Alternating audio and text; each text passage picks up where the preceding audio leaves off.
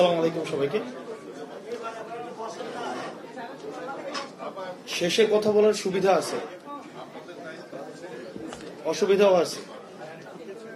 সুবিধা হচ্ছে সবাই যা যা বলছে ওখান থেকে ভালো ভালো দুই এক লাইন করে বললে পুরা বলা হয়ে যায়, আর অসুবিধা হচ্ছে রিপিটেটিভ মনে হয়। তো আজকে এই যে এই বইটা,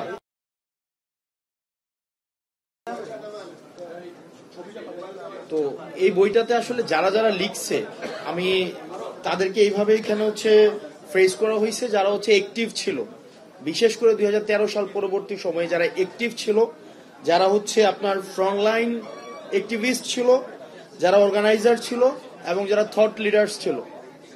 টাইম স্প্যানটা হচ্ছে 2013 সাল থেকে 2000 হচ্ছে আপনার এই জুলাই পর্যন্ত। এই মানুষগুলো লেখাটা হচ্ছে এখানে। তো আমরা দেখলাম জুলাইয়ের পরবর্তীতে বিভিন্নভাবে হিস্ট্রিটাকে ডিস্টোর্ট করা হচ্ছে। এমনভাবে ডিস্টোর্ট করা হচ্ছে কেন?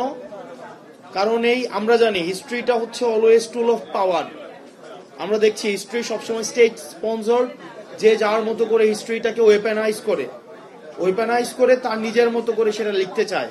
এটা হিস্ট্রিক্যাল একটা অ্যাকাউন্ট আছে, যেমন জাপানও এটা হয়েছিল, আপনার ইউএসএ তে এটা হয়েছিল, রিসেন্ট আমরা ইন্ডিয়াতে যেটা দেখছি, আমরা হিস্ট্রিকে কিভাবে ডিস্টোর্ট করা আমরা দেখছি। শুধুমাত্র এখানেই বলা হয়েছে, এখানে খুব সুন্দর ফ্রেজ, আমি ডক্টর রুমি খানের লেখাটা পড়লাম, উনি বেশ ভালোভাবেই লিখছে। যেমন আমাদের 71-এর যে হিস্ট্রিটাকে যেভাবে লেখা হয়েছে সেটা হচ্ছে যে শুধুমাত্র পার্টিজান হিরোইজমটাকে ফোকাস করা হয়েছে, মানে সব জায়গায় পার্টিজান হিরোইজম।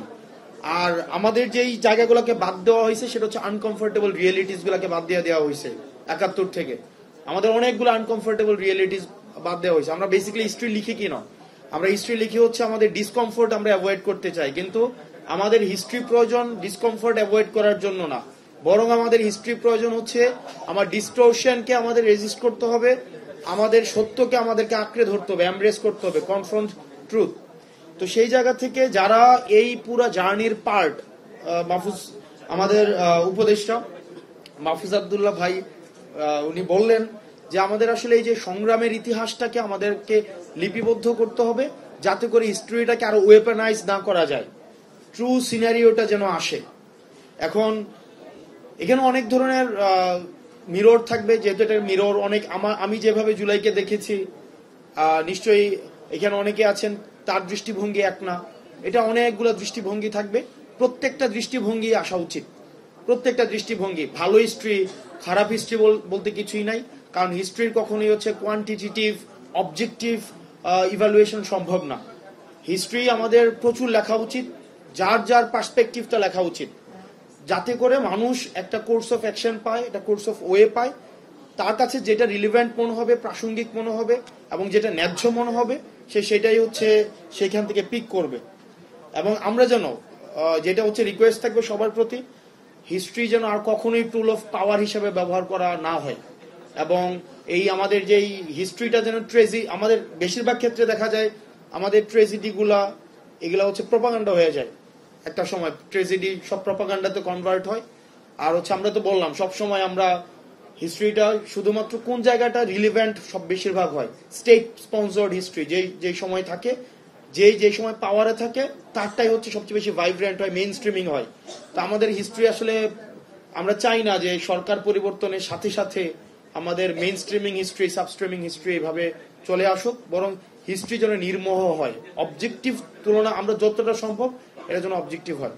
তো যাই হোক, এই বইটা আমরা মনে হয় যে 2013 থেকে 24 পর্যন্ত যারা একসাথে ফাইট করছে অনেককে আমরা চিনি, অনেকে আমাদের সাথে সম্পৃক্ত, এই জার্নির সাথে আমরাও কম বেশি সম্পৃক্ত ছিলাম।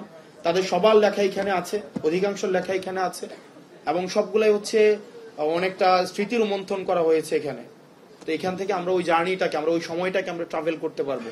আমরা আবার ব্যাকে গিয়ে 2013 থেকে 24 পর্যন্ত এই সময়টাকে আমরা ট্রাভেল করতে পারবো। আর আরেকটা বিষয় হচ্ছে, মাহফুজ ভাইয়ের সাথে আমি একমত, আওয়ামী লীগ হচ্ছে একটা ডেড চ্যাপ্টার। এখন এটা যেহেতু এটা মরা হাতি, এখন এটাকে অনেক বেশি যে যার মতো করে লাথি দিতে পারে, এটা সহজ, অনেক বেশি সহজ। এটা তো এখন একদম ডেড। তো এটা আসলে আর মেইন স্ট্রিমিং হবে না। তো মেইন স্ট্রিমিং হবে না যদি আমরা একসাথে থাকি। এখন আমরা যদি আবার হচ্ছে নিজেদের মধ্যে বিভিন্ন বর্গে বিভিন্ন গোত্রে ভাগ হয়ে যাই, তখন কিন্তু আবার হচ্ছে আমাদের জন্য ডিফিকাল্ট হবে। তখন আবার আওয়ামী লীগ বিভিন্ন নামে বিভিন্ন, এটা তো একটা মোটামুটি একটা ধর্ম। তো আমরা বারবার করে বলে আসছি, এটার পবিত্র গ্রন্থ আছে একটা, এটার একটা হচ্ছে কিবলা আছে, মানে একটা ধর্মের যা যা থাকে এটা সবই আছে, আমরা সবগুলাকে। তো এখন আমাদের যেটা লাগবে যেটা হচ্ছে ইউনিটি লাগবে। মানে ইউনিটিতে আসলে আপনার ধর্মীয় বিশ্বাস, আপনার রাজনৈতিক বিশ্বাস অক্ষুণ্ণ রেখেও কিন্তু ইউনিটি সম্ভব।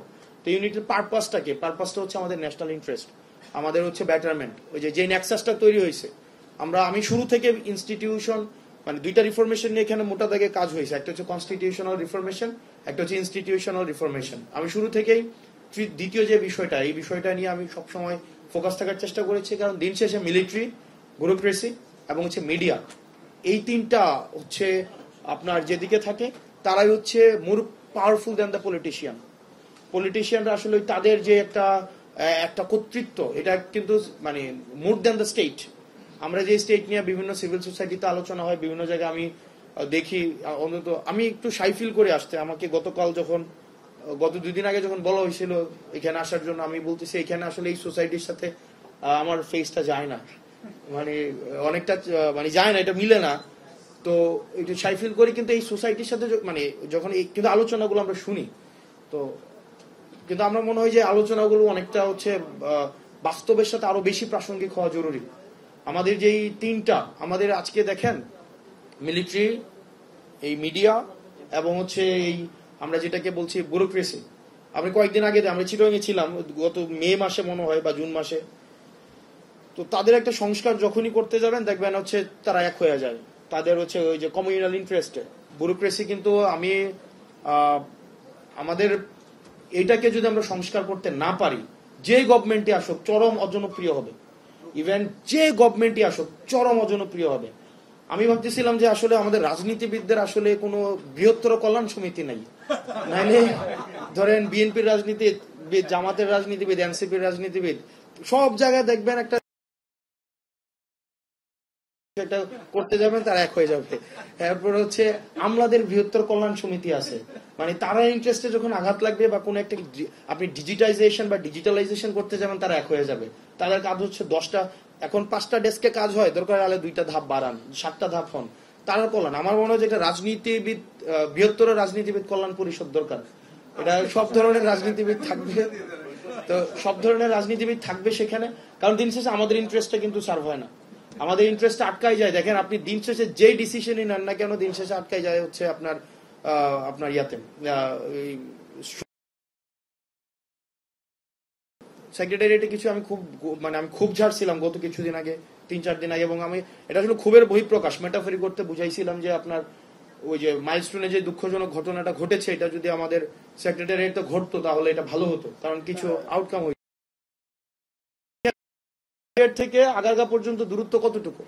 ধরেন 20 মিনিটস যদি ট্রাফিক না থাকে। ওইখান থেকে একটা ফাইল আসতে 4.5 মাস লাগছে।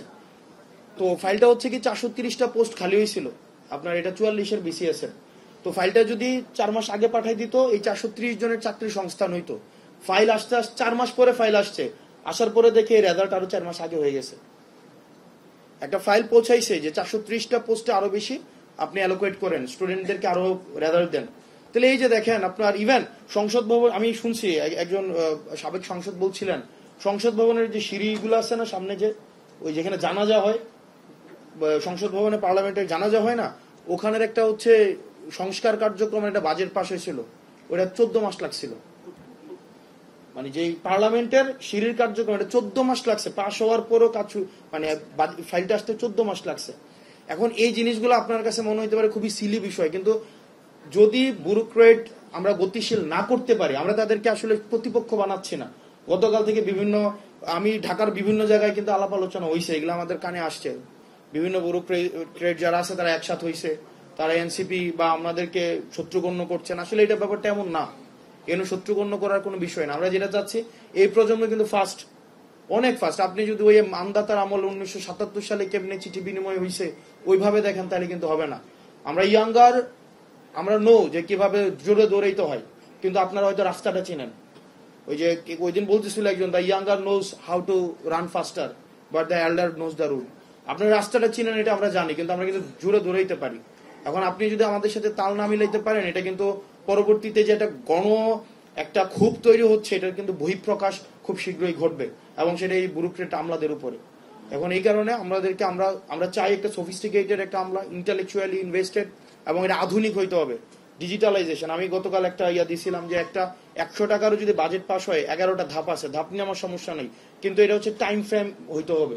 3 দিন 4 দিন 5 দিনের মধ্যে এটা করতে হবে। না হয় বাংলাদেশের যে রাজনৈতিক দলই ক্ষমতায় আসুক না কেন, তারা হচ্ছে প্রপারলি ফাংশন করতে পারবে না, কোনোভাবেই পারবে না।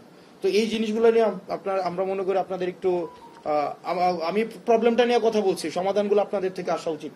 আমরা রাজনীতিবিদ যারা আমরা রাজনীতি করছি, আমরা প্রবলেম নিয়েই কথা বলবো, আর সমাধান আবার ইমপ্লিমেন্ট করার জন্য আমরা হচ্ছে সম্মতি উৎপাদন করবো জনগণের মধ্য থেকে, এটাই আমাদের কাজ। তো ভালো থাকবেন, সুস্থ থাকবেন, আপনাদের সাথে দেখা হবে। অগ্নি ছড়া বর্ষার এই টাইম ফ্রেমে আমরা ট্রাভেল করতে থাকবো। ভালো থাকবেন, সালাম আলাইকুম।